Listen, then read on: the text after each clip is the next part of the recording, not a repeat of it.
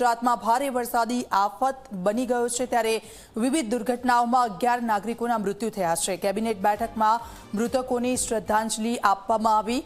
મુખ્યમંત્રી ભૂપેન્દ્ર પટેલ એક્શન મોડમાં આવ્યા છે। આવતીકાલે સુરત અને વલસાડમાં પૂરની સ્થિતિનું નિરીક્ષણ કરશે। મુખ્યમંત્રી રાહત અને બચાવ કામગીરીનું રૂબરૂ નિરીક્ષણ કરશે। અસરગ્રસ્ત જિલ્લાઓમાં પ્રભારી મંત્રીઓ દોડે। સીએમનું આ કહેવું છે। આપત્તિ અને વ્યવસ્થાપનની સમીક્ષા કરવા મુખ્યમંત્રીની કડક સૂચના છે।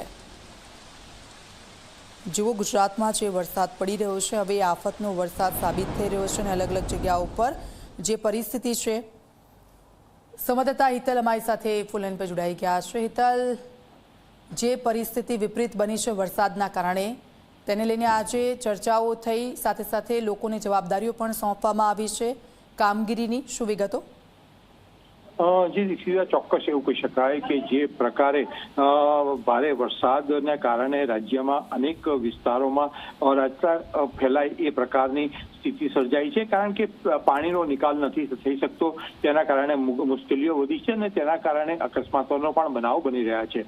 અત્યાર સુધીમાં વરસાદ બાદ રાજ્યમાં વિવિધ કારણોસર 11 નાગરિકોના મૃત્યુ પણ થયા છે। આ તમામ પરિસ્થિતિને ધ્યાનમાં રાખીને મુખ્યમંત્રી ભૂપેન્દ્ર પટેલ આવતીકાલે સુરત અને વલસાડ જિલ્લાની મુલાકાત લેશે। સ્વાભાવિક છે કે બચાવ રાહત કામગીરીનું ઝડપ વધે એટલા માટે અને વાસ્તવિક પરિસ્થિતિની જાણકારી મેળવીને સરકાર વધુને વધુ આ વિસ્તારોમાં સહાય ચૂકવી શકે અને તાત્કાલિક પાણીના નિકાલની વાત હોય, અન્ય સુવિધાઓની જરૂર હોય કે સહાયની જરૂર હોય એ પૂરી પાડી શકાય એટલા માટે આ મુલાકાત લેવાની છે।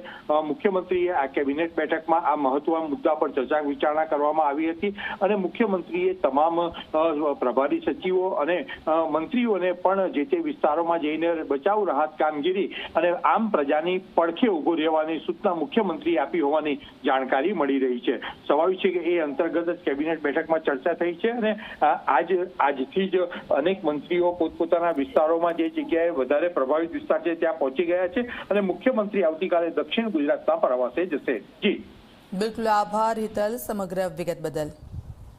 દક્ષિણ ગુજરાતના પ્રવાસે આવતીકાલે મુખ્યમંત્રી જશે। જે પરિસ્થિતિનું નિર્માણ થયું છે તેનું તેઓ જાતે જ નિરીક્ષણ કરશે। આ પરિસ્થિતિ સુરતની જુઓ।